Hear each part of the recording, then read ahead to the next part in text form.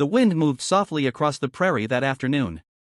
It carried the quiet smell of dry grass and the slow creak of old wooden fence posts. If you had stood there long enough, you would have noticed how the land seemed to breathe in long, patient rhythms. The way it used to feel decades ago, before everything moved so fast. Daniel Whitaker stood beside that fence, his weathered hands gripping a coil of rope. At 59, Daniel had the steady movements of a man who had spent most of his life outdoors. His broad hat cast a shadow across his lined face, and the brown leather vest he wore had faded from years of sun and wind. Daniel was not a cruel man. But on that morning, something had gone terribly wrong. The woman standing against the fence looked exhausted. Her long black hair was braided into two thick plaits that rested over her shoulders. Feathers were tied gently near the ends, swaying whenever the wind touched them. Her skin was sun-kissed, and a red bruise colored the top of her shoulder where the rope pressed too tightly. Her name was Lila Redbird. She belonged to an Apache family that lived several miles beyond the hills. And at that moment, she was bound to Daniel's fence. The rope wrapped across her arms and around the wooden post, tight enough that she could barely move. Lila lowered her head for a moment, breathing slowly. When she finally spoke, her voice was quiet, almost calm. "Do whatever you want." The words were not angry. They were tired. The kind of tired that people sometimes carry when life has been difficult for a long time. Daniel's jaw tightened slightly when he heard those words. For a moment, neither of them spoke. Only the wind answered. You see, Daniel had found Lila that morning near the far edge of his land. One of his horses had been spooked in the night, and the fence had been damaged. When he saw a stranger near the broken rails, fear had spoken faster than reason. So he had tied her there. Not harshly, but firmly. Old habits sometimes move faster than careful thinking, especially for men who grew up in harder times. Daniel had grown up listening to stories his grandfather used to tell at the dinner table. Stories about land disputes, about distrust, about people who were taught to see enemies where there might have only been neighbors. But time has a way of softening old stories. And as Daniel stood there looking at the woman before him, something inside him felt different. Lila slowly lifted her eyes toward him. They were dark, steady eyes. Not frightened. Just resigned. My brother is sick, she said quietly. I was looking for herbs near the river. Her voice carried a softness that reminded Daniel of something from long ago. Something he couldn't quite place. He noticed the bruise on her shoulder again. He noticed the dust on her boots. And he noticed something else. She had not once asked him to untie her. Only to do what he wanted. That realization sat heavy in his chest. Daniel slowly exhaled. Well, he muttered under his breath. Then he stepped forward. The rope creaked softly as he reached for the knot. Lila stiffened slightly. But Daniel's hands moved slowly, carefully. He loosened the knot. The rope slipped away from the post. Then it fell gently from her arms.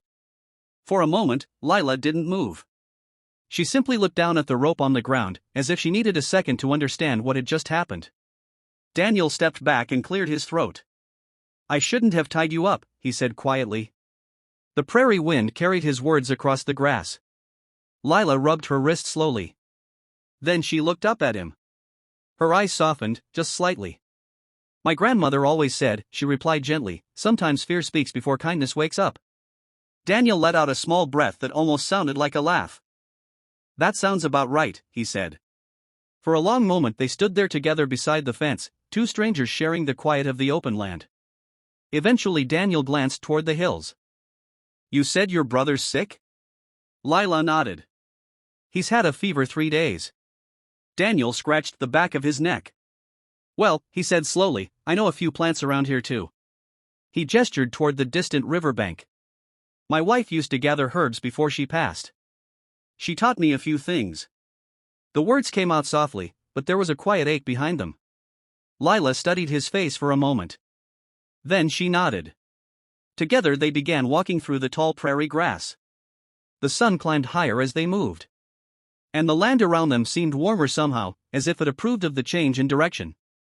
Daniel showed her where wild sage grew near the rocks. He pointed out a patch of willow bark near the creek. They spoke very little. But the silence between them was no longer heavy. It was comfortable. Like the kind of quiet two old friends might share on a long country drive. After gathering what she needed, Lila placed the herbs carefully into a small woven pouch. Then she turned toward Daniel. "I should go," she said. Daniel nodded slowly. But before she left, he walked back to the fence post and picked up the rope. He looked at it for a moment, then hung it loosely over the rail. When he turned around again, Lila was still watching him. "You didn't have to help me," she said. Daniel shrugged. "Maybe not," he replied. Then he smiled slightly. "But my wife always said the world works better when people choose kindness, even after a bad start."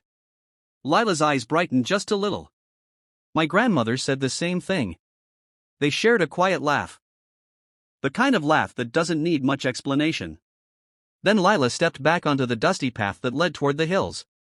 Before leaving, she paused one last time. "Thank you, Daniel Whitaker." He blinked in surprise. "How'd you know my name?"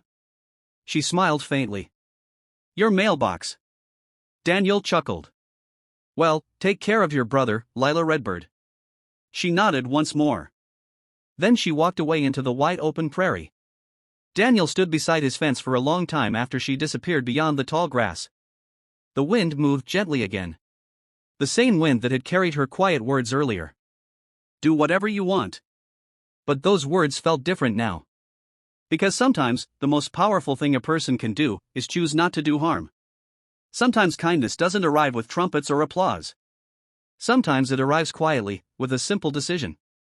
A knot untied. A rope dropped. A stranger set free.